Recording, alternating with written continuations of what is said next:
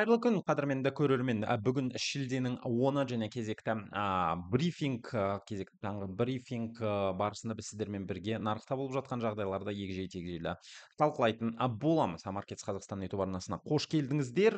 Және нарықтағы жалпы жағдайды айта кететін болсақ, бүгін инвесторлардың назары ақш-тың ақша несие саясатына, макроэкономикалық статистикаға және таяу шығыстағы болып жатқан геосаяси жағдайларға ауып жатқанын айта кету қажет. ФРЖ мөлшерлемелерін жалпы ұзақ уақыт жоғары деңгейде сақтауы мүмкін деген күтулер долларды қолдап келуде дәл қазір. Сонымен қатар мұнай бағасының жоғары болуы мен қорғаныс активтеріне сұраныс артуы жалпы алтынға да қолдау көрсетуде. Осындай жағдайда нарық қатысушылары жаңа экономикалық деректерді күтіп, тәуекелді мұқият бағалап жатқанын айта кету қажет. Бүгінге жоспарланған жалпы есебімен айтқанда экономикалық күнтізбені шолып өтетін болсақ, өте маңызды ақпараттар бізде Германия, Швейцария, Канада және Америка құрама штаттарынан келетін болады. Оның барлығы жалпы Астана уақытымен 11-де басталды, яғни таңғы 6-да GMT уақытымен жалпы есебімен тұтынушылар бағалары индексі Германияда жарияланғанын айта кету қажет. Жалпы есебімен 20 минуттан соң жоспарланған Швейцария елінен жалпы тұтынушылар сенім индексі жарияланатын болады сағат 12:30-да GMT уақытымен. Канададағы жалпы есебімен айтқанда жұмыссыздық деректері жарияланатын болмақ, ал кешкі 17:00-де Америка құрама штаттарынан да өте маңызды макроэкономикалық ақпараттар келуі тиіс. Енді біздің жалпы брифинг барысында валюталық жұптарға көшетін болсақ, алдымен әдеттегідей жалпы Америка құрама штаттары доллар индексінен бастайтын боламыз. Біз көріп отқандай, доллар индексі осы таяу шығыстағы басталған кішігірім қиыншылықтардан кейін қолдау алғанына қарамастан әрмен қарай төменге қарай динамика көрсетуде. Дәл қазір шамасымен енді 100-ден асып кеткеніне қарамастан жағдай сәл түсініксіздеу болуда.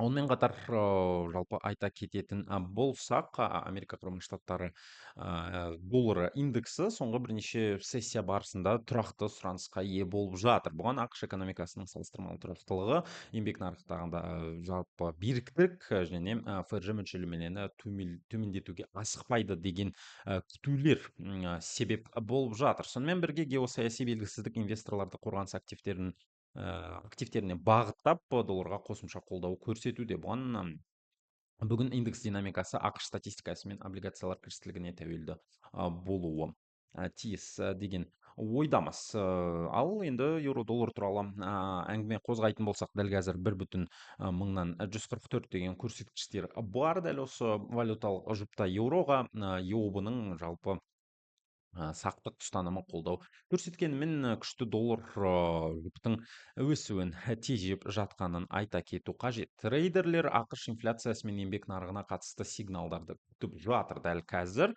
Егер ақш деректері күтуден күшті болса, жұпқа қысым сақталуы мүмкін. Әлсіз статистика керісінше еуроға мерзімді қолдау беруі тиіс. Әрмен қарай біз көшетін тақырып ол әрине де ұлыбританиялық фунт және доллар арасындағы жұп 1,1000-нан 342 деген көрсеткіш дәл қазір бұл жұпта сақталуда. Ұлыбританиядағы инфляцияның салыстырмалы жоғары болуы Англия банкінің қатаң саясатын қолдайды. Бұл фунтқа қолдау көрсеткенімен ақш долларының жалпы күшеюі жұптың өсу әлеуетін шектейді. Нарық екі елдің макроэкономикалық көрсеткіштерін салыстыра отырып жаңа бағыт іздеуде.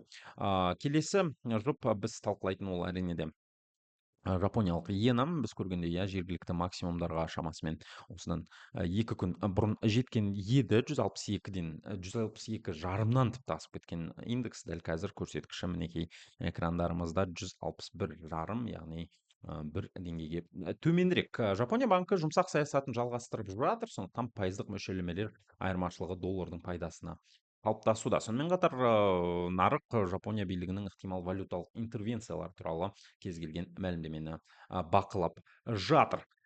Келесі біз талқылайтын тақырып ол әрине де канадалық доллар екенін ұмытпау қажет. Бұл жұп 1,1000-нан 416 деңгейінде мұнай бағасының жоғары болуы, біз түсінетіндей канадалық долларға қолдау көрсетеді, өйткені Канада ірі мұнай экспорттаушы ел екенін ұмытпау қажет. Алайда ақш долларының кең ауқымды нығаюы рубльдің айтарлықтай төмендеуіне мүмкіндік бермей жатыр. Алдағы қозғалыс мұнай бағасы мен ақш деректеріне байланысты болмақ. Жалпы динамиканы айта кететін болсақ, біз көріп отқандай төмен динамика әзірге сақталуда соңғы бірнеше күн барысында. Келесі біз талқылайтын тақырып ол әрине де алтын. Алтын шамамен $4120 деңгейінде унция үшін бағалы металлға геосаяси тәуекелдер мен қауіпсіз активтерге деген сұраныс қолдау көрсетуде. Сонымен қатар инвесторлар ФРЖ мөлшерлемелеріне қатысты күтулерді бағалауда. Егер облигациялар кірістілігі төмендесе, алтын бағасы қосымша серпін алуы мүмкін. Жалпы динамиканы мінекей экрандарыңызда көріп отырсыздар. Төменге аттанған соң 4064-тен 4111-ге дейін соңғы екі күн барысында бұл индекс көтерілді. Әрі қарай мұнай туралы тақырыпты жалғастыратын болсақ, дәл қазір Brent маркалы мұнай $78, WTI болса шамасымен $72 деңгейінде саудаланып жатыр. Бағаға жалпы есебімен таяу шығыстағы жағдай және жеткізілімге қатысты тәуекелдер әсер етуде. Сонымен қатар нарық әлемдік сұраныстың қарқынын және өндіруші елдердің ұсыныс саясатын бағалауда. Мұнайдың жоғары бағасы шикізат валютасына қолдау көрсетуді жалғастыруда. Ал бүгінге жалпы назар аударатын жағдайларды айта кететін болсақ, ол ақш макроэкономикалық статистикасы, ФРЖ өкілдерінің сөздері, ақш облигацияларының кірістіліктері және геосаяси жаңалықтар мен мұнай мен алтын бағасының қозғалысы. Бүгінгі брифингті қорытындылайтын болсақ, достар, нарықтағы негізгі тақырыптар өзгеріссіз қалып жатыр. Яғни ол ФРЖ саясаты, ақш статистикасы, геосаяси жағдай. Доллар күшті позициясын сақтап отыр, ал алтын мен мұнай жоғары деңгейде қалуда. Алдағы жарияланымдар валюталық және тауар нарықтарының қысқа мерзімді бағытын анықтауы әбден мүмкін деген ой пікірлер бізде бар, және оның барлығын біз сіздермен бірге көреміз, қалай болатынын, қадірменді көрермен. Сондықтан келесі брифинг барысында сіздермен бірге кездесеміз. Назарларыңыз үшін үлкен рахмет.